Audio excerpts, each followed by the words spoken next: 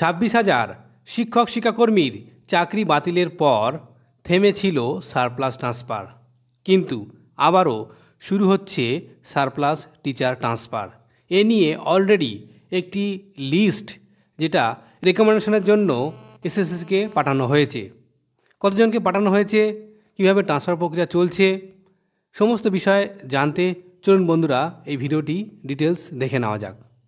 আনন্দবাজার.com-এর খবর অনুযায়ী শিক্ষকদের চাকরি বাতিল হওয়ার মধ্যেই আবার চালু সারপ্লাস ট্রান্সফার। এই প্রক্রিয়া অলরেডি শুরু হয়ে গেছে, যেখানে জানা যাচ্ছে যে নতুন করে 193 জনের সারপ্লাস ট্রান্সফারের অনুমোদন পাঠিয়েছে এসএসসিকে।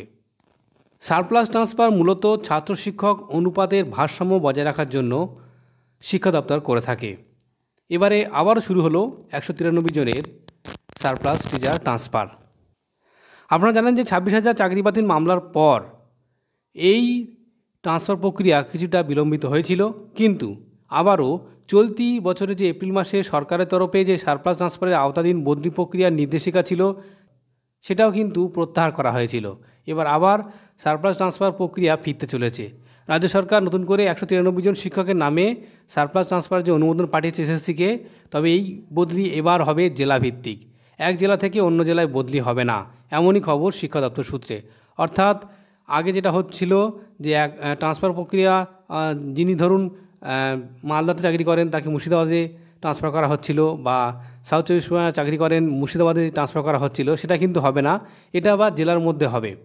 আমরা জানি যে 2023 সালে রাজ্য সরকারের তরফে সারপ্লাস ট্রান্সফার প্রক্রিয়া চালু করা হয়, তখনই প্রায় 600 শিক্ষক শিক্ষিকাকে বদলি করে দেয় সরকার, কিন্তু এই সিদ্ধান্তের বিরুদ্ধে আদালতে দ্বারস্থ হয়েছিলেন তারা।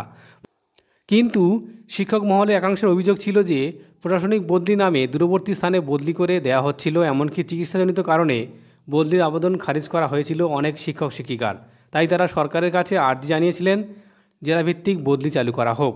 আর সেই আর্জিতে সাড়া দিয়েই সরকারের তরফ থেকে নতুন করে প্রায় 1000 জন শিক্ষক শিক্ষিকার সারপ্লাস ট্রান্সফারের তালিকা তৈরি করা হয়েছে।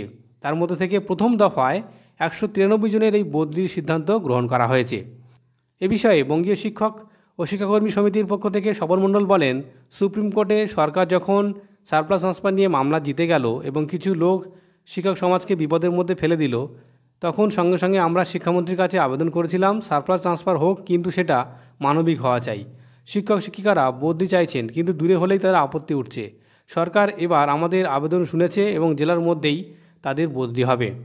অর্থাৎ যে 193 জন শিক্ষক বা শিক্ষাকর্মীকে ট্রান্সফারের জন্য রেকমেন্ডেশনের জন্য পাঠানো হয়েছে এসএসসিকে, এসএসসি থেকে সেই রেকমেন্ডেশন যাবে মধ্যশিক্ষা পর্ষদে। মধ্যশিক্ষা পর্ষদ ট্রান্সফার অর্ডার জারি করলেই তারপর কিন্তু নতুন স্কুলে জয়েন করতে পারবেন। এই বিষয়ে আরও গুরুত্বপূর্ণ খবর পেলে আপনাদের সঙ্গে অবশ্যই শেয়ার করব।